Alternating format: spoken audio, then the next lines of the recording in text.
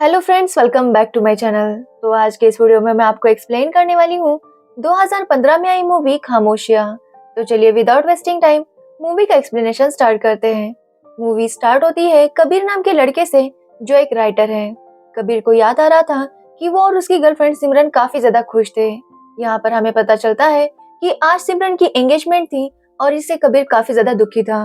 वो अपने और सिमरन के वीडियोस देख रहा था और गुस्से में कबीर उसका और सिमरन का वीडियो पोस्ट करता है जिसमें सिमरन कह रही थी कि वो कबीर से बहुत प्यार करती है और वो उसे छोड़कर कभी नहीं जाएगी। सिमरन के फंक्शन में सब लोग उसका वीडियो देख लेते हैं जिससे सिमरन का पति काफी गुस्सा होता है।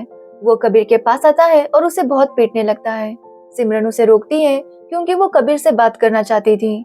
सिमरन कबीर से पूछती है कि वो ऐसा क्यों कर रहा है, तो कबीर का कहना था कि सिमरन ने उसके साथ बेवफाई की है और वो उसका बदला ले रहा है।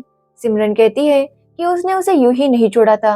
सिमरन बताती है कि कबीर किस तरह अपने माँ बाप को छोड़कर आ गया था।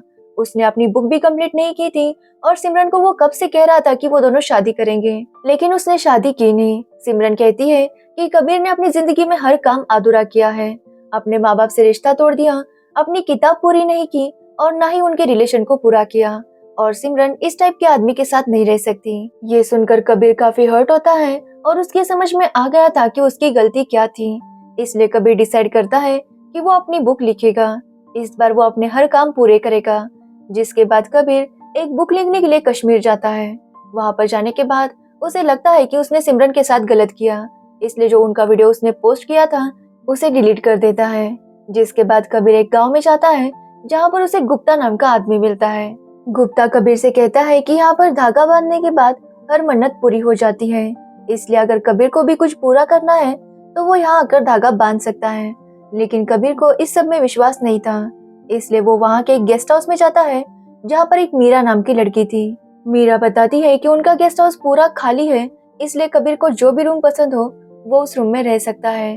कबीर उससे पूछता है कि क्या वो इतने बड़े घर में अकेली रहती है, तो मीरा बताती है कि यहाँ पर वो अपने हस्बैंड जयदेव के साथ रहती है, लेकिन उसके हस्बैंड चल नहीं सकते, इसलिए वो रूम में ही रेस्ट करते हैं। जिसके बाद कबीर मीरा से चाबियां लेकर अपने रूम में जाता है। तभी हम देखते हैं जैसे ही कबीर रूम के अंदर जाता है वो चाबी अपने आप नीचे गिर जाती है।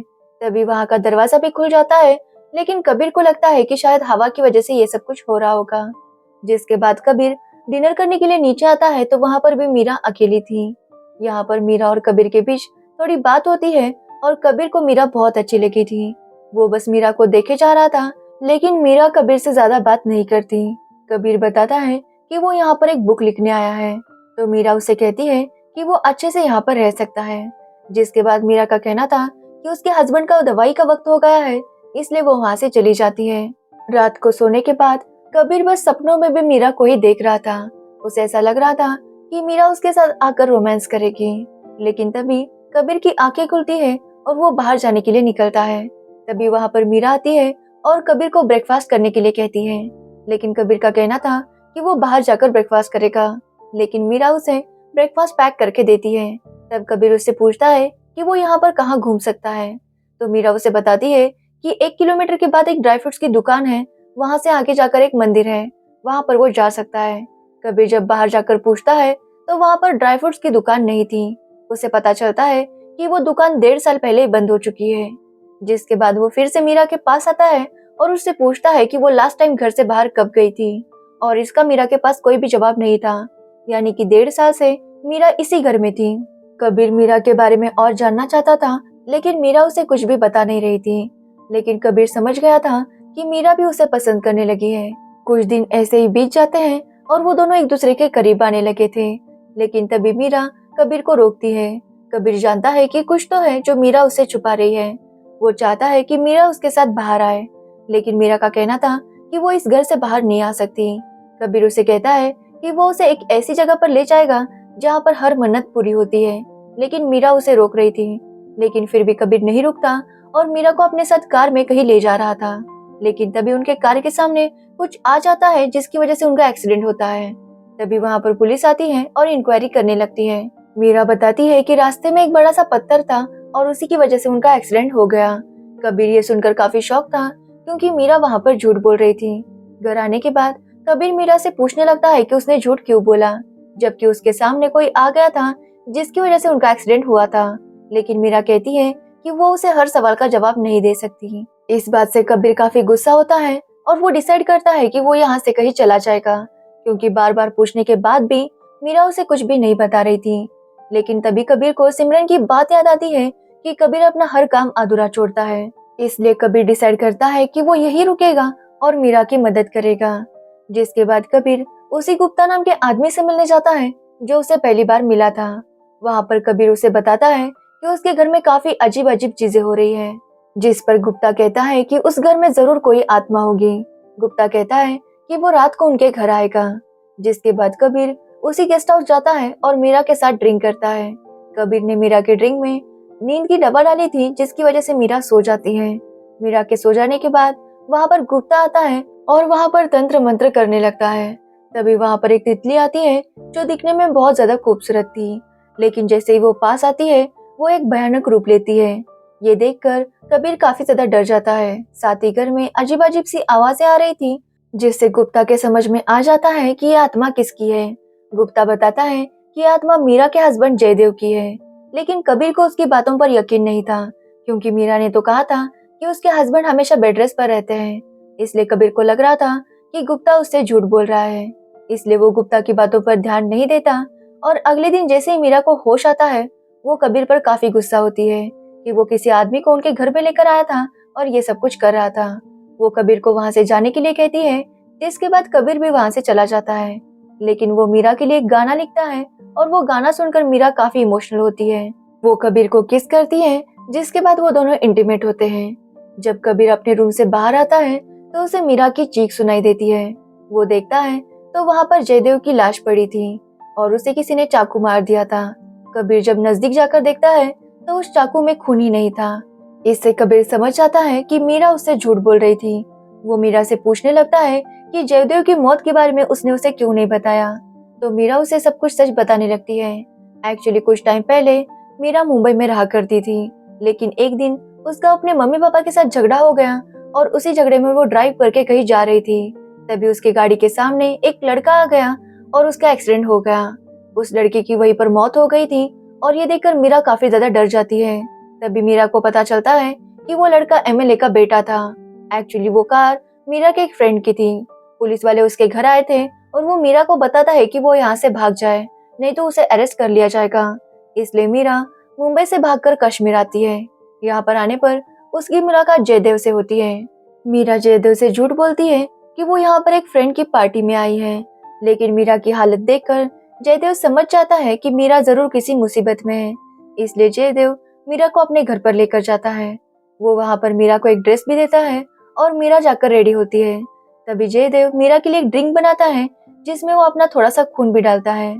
मीरा जैसे ही वो ड्रिंक पीती है, उसे जयदेव से प्यार हो जाता है। वो दोनों एक साथ काफी टाइम स्पेंड करने लगते हैं और एक दिन जयदेव उसे प्रपोज करता है। मीरा भी उसे हाँ कहती है और वो दोनों शादी कर लेते हैं। लेकिन एक दिन मीरा देखती है कि जयदेव कुछ कर रहा था। वो उसका पीछा करती है तो जयदेव कुछ पंछियों की बलि दे रहा था। जिसके बाद वो देखती है कि जयदेव ने बहुत सारी तितलियों को भी कैद करके रखा था। मीरा ये देखकर काफी ज्यादा डर जाती है और वो वहां से भाग जाना चाहती थी, लेकिन जयदेव को पता चल गया था कि मीरा ने सब कुछ देख लिया है। इसलिए वो मीरा को रोकने की कोशिश करता है और उसे कहता है कि वो शैतान की पूजा करता है, क्योंकि शैतान उसे ताकत देता है जो उनका भगवान नहीं दे सकता।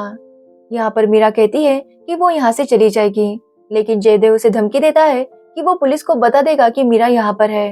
वो जब ये सब कह रहा था तभी उसका बैलेंस चला जाता है और वो ऊपर से नीचे गिरता है। जिसके बाद जयदेव पैरालाइज हो गया था। इसलिए मीरा डिसाइड करती है कि वो अब यहाँ से भाग जाएगी, लेकिन जाने से पहले जयदेव ने जिन तितलियों को कैद करके रखा था, मीरा उन सबको आजाद करवाती है और ये बात जयदेव को पता चल गई थी।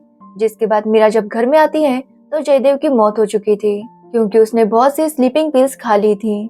तभी मीरा को जयदेव का एक लेटर मिलता है, जिसमें जयदेव ने लिखा था कि अगर मीरा ये घर छोड़कर चली गई तो उसके लिए अच्छा नहीं होगा। एक्चुअली जयदेव ने लिखा था कि उसने अपने लॉयर को एक लेटर भेजा है कि मीरा एक क्रिमिनल है और वो मुंबई से यहाँ भाग कर आई है, और फ्यूचर में अगर जयदेव को कुछ भी हुआ तो उसकी जिम्मेदार सिर्फ और सिर्फ मीरा होगी। मीरा ये लेटर देखकर काफी ज्यादा डर जाती है। वो समझ जाती है कि जयदेव उसे इस घर से बाहर जाने नहीं देगा। तब से वो जयदेव के आत्मा के साथ ही रहती है। तब से उसने जयदेव की बॉडी को भी संभाल कर रखा है ताकि किसी को भी उस पर शक ना हो। ये सब सुनने पर कबीर कहता है कि वो मीरा को जरूर आजाद करवाएगा, लेकिन मीरा का कहना था कि अगर उसने कुछ भी किया तो वो लॉयर पुलिस के पास जाएगा और पुलिस मीरा को अरेस्ट कर लेगी। इसलिए कबीर डिसाइड करता है कि वो सबसे पहले लॉयर के पास जाएगा ताकि वहां से वो लेटर ले सके, जिसके बाद वो जयदेव के आत्मा के बारे में कुछ सोचेगा। इसलिए कबीर मीरा से एड्रेस लेकर उस लॉयर से मिलने जाता है, लेकिन वहां जाने पर उसे पता चलता है कि उस नाम का वहां पर कोई भी नहीं था, यानी कि जयदेव ने लेटर में सब कुछ झूठ बोला था। जिसके बाद कबीर गुप्ता से मिलता है और उससे पूछने लगता है कि वो जयदेव की आत्मा के साथ क्या करे। गुप्ता बताता है कि जयदेव की अंतिम विधि करनी होगी, जयदेव को यहाँ शमशान में लाना होगा और फिर सारी पूजा पाठ करके उसका अंतिम संस्कार करना होगा। और ये सब करने से पहले जयदेव की बॉडी को कुछ भी नहीं होना चाहिए, क्योंकि अगर उसकी बॉडी को कुछ हो गया तो जयदेव की आत्मा यहीं पर रह जाएगी। इसलिए कबीर और मीरा जयदेव की बॉडी को शमशान घाट लेकर जाने लगते हैं, लेकिन बीच में उनकी कार खराब हो जाती है और कबीर और मीरा जब कार से बाहर आते हैं तभी उस कार को भी आग लगती है। लेकिन कबीर किसी तरह से जयदेव की बॉडी को बाहर निकालता है, जिसके बाद जिस तरह से गुप्ता ने कहा था उसी तरह से वो जयदेव की बॉडी को आग लगाते हैं। अब उन्हें लग रहा था कि जयदेव की आत्मा यहाँ से चली गई होगी। तभी हम जयदेव की फोटो को देखते हैं जो स्माइल कर रही थी। जिसके बाद कबीर और मीरा घर आते हैं और वो दोनों काफी ज्यादा खुश थे, क्योंकि उन्हें ऐसा लग रहा था कि जयदेव यहाँ से चला गया। लेकिन एक दिन मीरा अचानक से गायब हो जाती है। कबीर मीरा को ढूंढने लगता है, लेकिन मीरा उसे नहीं मिलती। तभी कबीर देखता है कि जयदेव की फोटो में मीरा भी थी। ये देखकर कबीर काफी शॉक हो जाता है और वो गुप्ता को वहां पर बुलाता है। गुप्ता बताता है कि ये बस एक फोटो फ्रेम नहीं बल्कि ये उस पार जाने का रास्ता है। लेकिन कबीर को इस बातों पर विश्वास नहीं हो रहा था, तो गुप्ता उसे बताता है कि वो जिंदा नहीं है, उसकी भी काफी टाइम पहले मौत हो चुकी थी और वो एक आत्मा है। गुप्ता कबीर से कहता है कि उसे जयदेव की आत्मा को बुलाना होगा, जिसके बाद उसके साथ लड़ना होगा और उसके ऊपर एक पवित्र जल डालना होगा, जिससे जयदेव को मुक्ति मिल जाएगी और मीरा भी अपनी दुनिया में वापस आ जाएगी। जिसके बाद कबीर वैसा ही करने लगता है जैसा गुप्ता ने कहा था। लेकिन जयदेव की आत्मा काफी ज्यादा ताकतवर थी, जिसकी वजह से कबीर उसका मुकाबला नहीं कर पा रहा था। जयदेव कबीर को काफी चोट पहुंचाता है, लेकिन कबीर हार नहीं मानता। अब कबीर के पास एक ही रास्ता बचा था कि वो जयदेव की आत्मा को अपनी बॉडी में ले ले। तभी उसे पता चलता है कि जयदेव एक जगह पर अपना खून रखता था, इसलिए कबीर जाता है और जयदेव का कुछ खून पीता है। जैसे ही वो ऐसा करता है जयदेव की आत्मा उसके अंदर आ जाती है। जिसके बाद कबीर वही पवित्र जल पीता है जो उसे गुप्ता ने दिया था। एक्चुअली उस जल में कुछ ऐसी ताकत थी जिसकी वजह से बुरी आत्मा खत्म हो जाती। अब कबीर ने वो पानी पी लिया था, जिसकी वजह से जयदेव की आत्मा खत्म हो जाती है। तो वही मीरा भी उनकी दुनिया में वापस आ जाती है। जिसके बाद उन्हें पता चलता है कि जयदेव की आत्मा फिर कभी भी नहीं आएगी। फिर सीन कुछ टाइम बाद शिफ्ट हो जाता है, जहाँ पर कबीर अपनी बुक खामोशियां कंप्लीट कर चुका है। वो अपनी बुक लॉन्च कर चुका है, जिसके बाद वो मीरा के साथ घूमने जाता है और यहीं पर ये मूवी एंड हो जाती है। तो ये थी खामोशियां मूवी की स्टोरी। अगर आपको इस मूवी की स्टोरी और मेरा एक्सप्लेनेशन पसंद आया हो तो वीडियो को लाइक कमेंट शेयर जरूर करें और मेरे चैनल को सब्सक्राइब करना बिल्कुल मत भूलना। Thanks for watching the video.